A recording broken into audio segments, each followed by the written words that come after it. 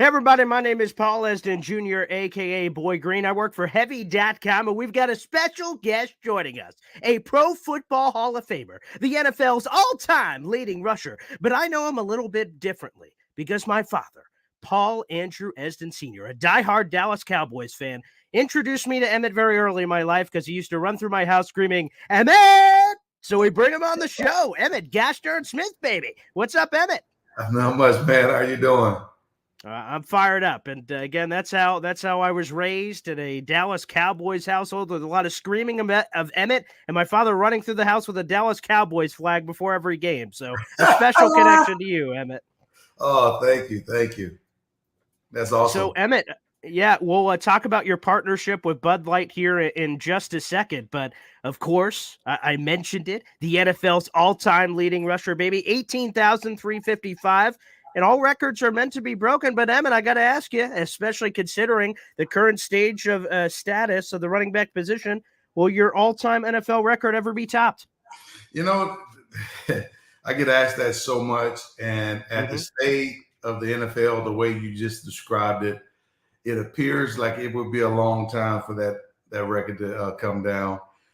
Just like anything else in life, NFL is cyclical as well. It may bounce back and go back into the favor of the running back at some point when they come to realize that most of these quarterbacks are just not able to read coverages and not that good football players as we once thought they were. Some of these guys are developing into those kind of quality football players, but and you hear the announcers talking about the level of maturity of some quarterbacks and how they need the running game to help support that. That's what the running games provide. It provides the young quarterback the opportunity to grow into the role as a starting quarterback. Until he's ready, they lean on a running game to make that happen. So I find the value in a running game extremely high, unlike most people want to talk about it. Okay. Well, let me ask you this, Emmitt. I know you've probably been asked that first question a lot. Do you ever want it to be topped? No. No, not personally. I mean, Yeah. But I do understand this. And I say that jokingly, but I do know that records are made to be broken. If a human did it before, a human can come back and do it again. Now, will it ever happen? I don't know. I really don't know. At the stage of the game right now, it's unlikely in my lifetime, unless something drastically change in the next year or two, which I can't imagine that's happening. All right, interesting. Again, we're speaking with Emmitt "Gosh darn Smith" here, everybody, Pro Football Hall of Famer, Dallas Cowboys legend. But, Emmitt, let me ask you this. When you look back at your wonderful, amazing career in football, do you wish that you retired only ever having played for the Dallas Cowboys? No, I do not. I tell you, having closure has a lot to do with being able to walk away from the game free-spirited, free mind, and not look back. And I'm so grateful that I had the opportunity to go to Arizona and play with Larry Fitzgerald, Anquan Bolden, Josh McCown, Josh Scobie, Damon Anderson, James Hodgins, and other players as well, Adrian Wilson, and so on. I'm so grateful that I had the opportunity to go and have that experience, because once I said I was done, I knew I was done. And because closure is the one thing that has give the person the ability to be free to go and do things that they truly want to do, versus looking over their shoulder and wondering, should I play some more? I could have did this. No. Mine's done. All right. Let me ask you this. In your book, The Emmitt Zone, which was published back in October of 1995, you talked about your career goals entering the league. What were those goals, and how'd you manifest those into existence? Wow. On my goal list, obviously, wanting to win more games. I had two sets of goals. I had team goals, then I had individual goals. I'm going to say team goals first. Wanting to win more games than 1-15 in '89, which the Cowboys won in 15. Want to have a better season. Want to get in the playoff. wanting to win Super Bowls, wanting to, just not one, but multiple Super Bowls. Then individual goals, wanting to play 13 years in the National Football League because Walter Payton played 13 years in the National Football League. Wanted to become the all-time leading rusher, wanting to be Rookie of the Year, become an All-Pro, become a Pro Bowler every year, wanted to rush for 125 yards per game, wanted to get over 2,000 yards, wanted to score more touchdowns than anybody. All these things was on my list. Well, I have to highlight one of those, Emmitt. You mentioned the all-time leading rusher. Let me just get out my glasses here because old Emmitt Smith, you were drafted in 1990. The book publishes in 1995. You didn't break the NFL's all-time leading rusher till less than a decade later. Emmitt, sure, someone's saying, hey, I want to lead the league in rushing. Okay, sure. I want $1 billion. But Emmitt Smith, you said you wanted to lead the league in rushing at the end of your career, be the all-time NFL leading rusher. And you said it in your fourth or fifth season as this book is being written and then ultimately published? That's wild. How did you make that happen? You spoke it into existence. I actually said it before the book. I wrote it down on my goal sheet in 1990. And James Washington was one of my teammates that actually saw my goal list. Michael Irvin asked me before we played the Rams my rookie year, and I think it was his first game back, he was my roommate. And he asked the question, what did I wanted to accomplish in the game? And I told him I wanted to become the all-time leading rusher.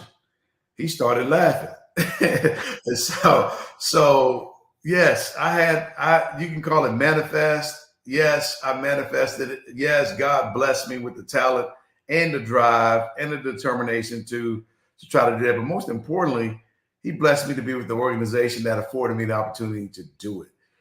To do great things, people have to give you the opportunity to do it. And I had that opportunity through the Dallas Cowboys and through our offense. And they relied on me. They trusted me with it. I earned that their respect. And in return, they gave me my opportunities.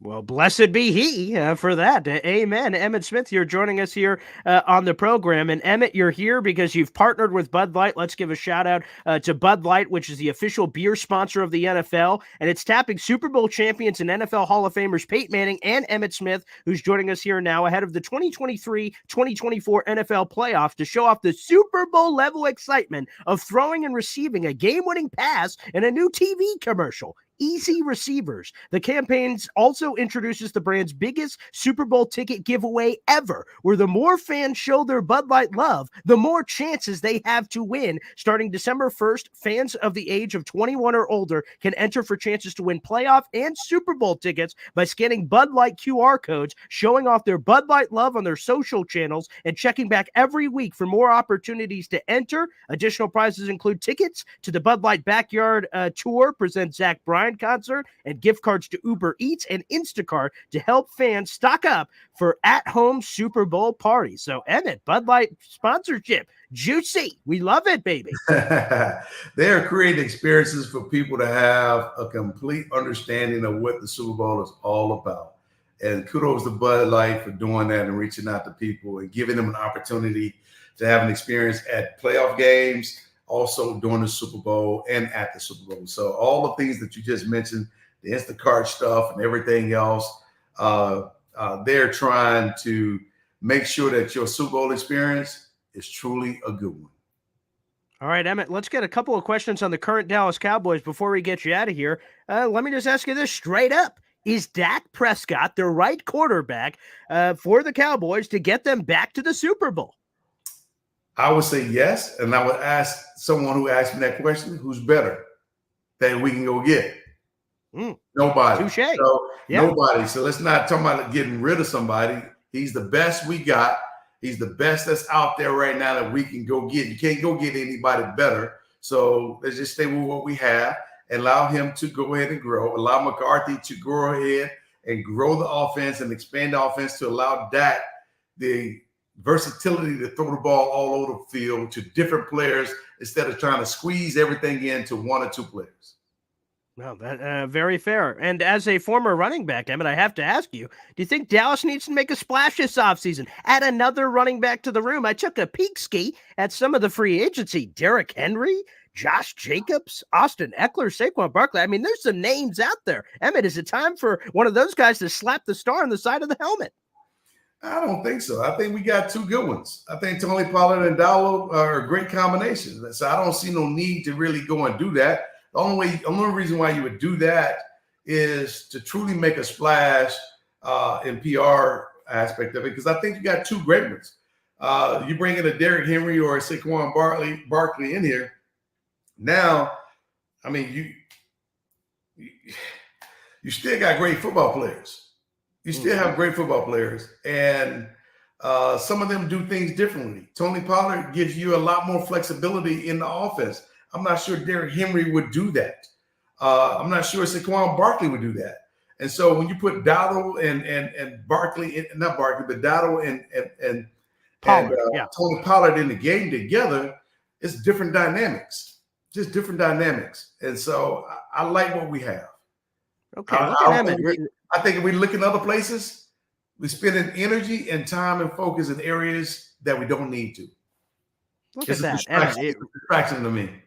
I love that. Resisting the urge to press the big button in the room. Everyone wants to get sexy and get some of these names. You're like, nah, we're pretty good with the room we have. All right, Emmitt, last one before we get you out of here. CeeDee Lamb is scheduled to be an unrestricted free agent in 2025. He's eligible for a contract extension. Right now, he's having a career year. He's amazing. Okay, I was just about to ask you, what's the message to Jerry Jones ahead of these contract discussions for a long-term deal for number 88? What's your message? Pay him. Ooh. How much? Pay him his due. I mean, it's early. You see how the season is going. You see the value that he's bringing. The best ability is availability. And he has been available to the Dallas Cowboys ever since he gotten here. And he has performed ever since he's been here. And he's getting better because the offense is expanding and people can't key on him like they were early in the season. And now just pay the man his money. Fair enough. Emmitt Smith, also one of your other business ventures, could be CeeDee Lamb's agent. Pay the man. I think he loves it. So go ahead and join the group there, Mr. Emmitt Smith. Well, Emmitt, I want to thank you. I want to thank Bud Light for making all of this possible. An absolute dream to share a few minutes with you here on the show. Thank you for taking the time. Again, you're a legend. Bow down to Emmitt Gastard Smith, baby. Thank you. All right, there he is, Emmitt Smith, Dallas Cowboys legend. And thanks again to Bud Light for making this happen. Thanks, everybody, for tuning in, and we'll see you next time.